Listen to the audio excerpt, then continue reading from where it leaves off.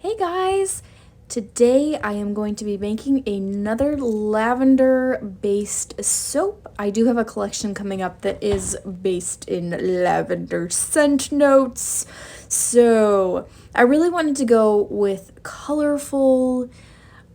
For this particular one, there are a lot of different scent notes in that fragrance oil. Cedar, musk, some of the more woodsy. So it's not straight floral, and if you're not a huge lavender person, you probably will like this if you do like the woodsy scents. So sometimes I have to judge what I want more. If I'm wanting to be super creative and I don't care about the dishes, I'll do this, what I'm doing today. I have 6 pictures with 6 different colors. I actually used a combined 10 different colorants in order to achieve this look that I got today. So definitely a bit of Bob Ross going on. And I always find it interesting in my different soap groups that I'm a part of. You know, if they can't find a color that they are looking for, they're like, where can I get a color that is exactly this shade? I'm like, dude, Bob Ross it.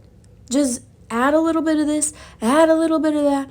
There are so many different resources for mixing different colors to achieve the exact color that you want. And it's a lot of fun in the process. So this, what you're seeing here is Sparkle Sunshine from Mad Micas. It's just a super happy, sparkly gold addition that I'm going to add into the base of the soap as well as the top. This color, I believe, is Pretty Kitty from Mad Micas. That one, I just used the straight Pretty Kitty because it is such a glorious mix that I do not need to improve upon it. I didn't want a different color, that was what I wanted. So the green I did mix myself. This purple one is a neon purple from Nurture Soap. It's also heliotrope and a little bit of Angry Rose from, those both are from Mad Micas. And sometimes you can't even tell what color something is until you actually mix it with the blender. I do like to mix by hand first and then do it with the blender. Like this one, you cannot tell. It's a bright, happy blue. It just looks gray to begin with, but it's so happy now. This one is Twilight from Mad Micas. That's one of my favorite blues of all time. So I decided to do an in the pot swirl, and you'll notice some of these pictures I empty them and just set them off to the side, but others I scrape out, like this one, I'm gonna scrape it out, and this one I'm gonna scrape it out. So the ones that I don't scrape out, I'm using that little leftover bit, I'm gonna use it for the top decoration.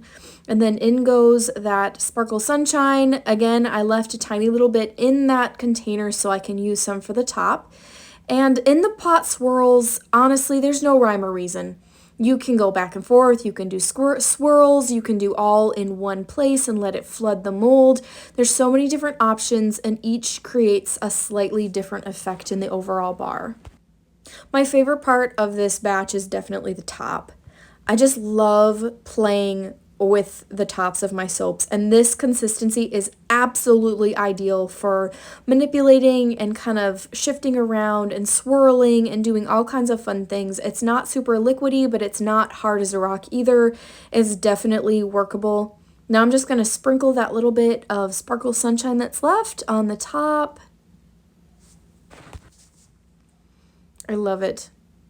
It hits the light. It's so glorious. I am a sparkle girl, and I will to the day I die. I love sparkles. I have no shame. I do not care. I do not care. I am a sparkle person. Again, this can be done so many different ways, the top design. I'm just going to go diagonally and kind of drag that. I don't put my chopstick in very deep because I don't want this design to go deep. It'll just look like the soap has been poked. And if you know, you know. But I just try to drag it over the very tippy top. So I just get the top design. Then I clean up around the edges. That always makes it much more aesthetically pleasing.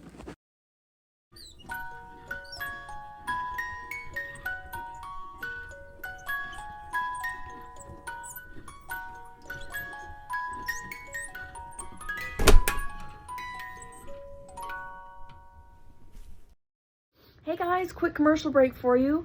If you've been wanting to try my products and have watched my videos but have not ordered yet, now is the time. I'm running a huge sale, an end of year sale.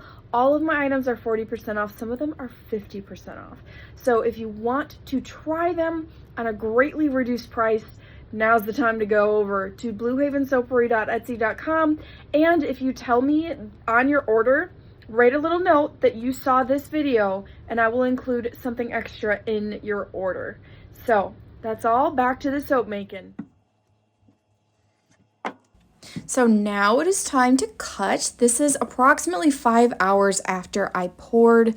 Those colors did morph slightly, and after a full 24 hours, I would not be surprised if several of them morphed back. Greens are notorious for morphing during that first 24-hour period, so we'll see what we get. But already it's looking super stunning. I love the look of this. You can see each of the defined colors in the pot swirl. They didn't muddle together. And I make my soaps indoors. I know that sounds like a no-brainer, but sometimes when I show pictures like this or videos, people are like, oh, it's just not the right color, for custom orders. But honestly, when I get it out into the actual natural light, it's so different. And you'll see at the very end when I show you the end product and the difference between the indoor and outdoor natural light. Now I'm stamping. This particular stamp I did get from Hobby Lobby. That is one of the questions I get a lot, is where do I get my stamps from? I spray it with 99% isopropyl alcohol to help the soap stamp, or the stamp not stick to the soap. But the stamps, they don't need to be super fancy. They don't need to be custom. I do not custom order all of my stamps. I only have a few that I have custom ordered over the time that I've been in business. This slide stamp I got from Amazon for about $5. It is a biscuit stamp. So if you go onto Amazon, go search, do biscuit stamp, you will find lots of different options available. I love this sliding stamp because I can customize really whatever words I want to, as long as they fit on the bar of the soap. And this one pictured is no longer available on Amazon, but I know they have a ton of other options. So if you are a soap maker and are looking for something like this, I guarantee you can find something that you like and something that will work for the aesthetic that you are going for. And that's really the thing. I mean, you can find inspiration from so many different places, from so many different people, but making it yours is part of the fun. We don't just need to mimic each other. We can literally say, I like this, I want to do this, and do it.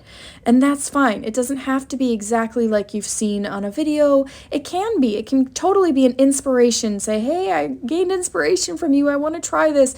But don't ever feel boxed in like you can't try something because you want to try it. Somebody else might not like it as much as you, but you will find your people that like your style of work. We do our best work when we are going from the heart, truly. So if you haven't found your people yet, I promise you they are out there. Now I'm just going for the second word. I'm putting on there Lavender Luxe. So again, I'm spraying this with that isopropyl alcohol. I stamp it on the paper towel just to make sure that all of my letters are going the right direction, because you would be surprised how easy it is to have your letters go the wrong way, because you're sliding them in backwards to make them be frontwards when you actually stamp them. So it takes a little bit of work to actually figure this out. It's so funny. I've done so many different spoofs, so many different mistakes over the last couple of years and getting things backwards, and it's all just part of the journey. So then I'm done with that. And now it is time to bevel the edges. This is one of my favorite parts. I could just bevel soaps all day long. It's so relaxing. It is so relaxing because the soap is smooth. This is literally just after I cut it. I know with movie magic, you never really know when things are actually happening, but all of this process that I've just shown you all happened right away after cutting. So I cut with my multi-bar cutter, and then I stamped I did do my business stamp on the side as well. I didn't show you that part, but all of this happened directly after cutting. And here are the bars at the very end in the natural light. I absolutely love how they turned out. I love the colors, I love the swirls, I love the stamps. Thank you so much for joining me today watching this video.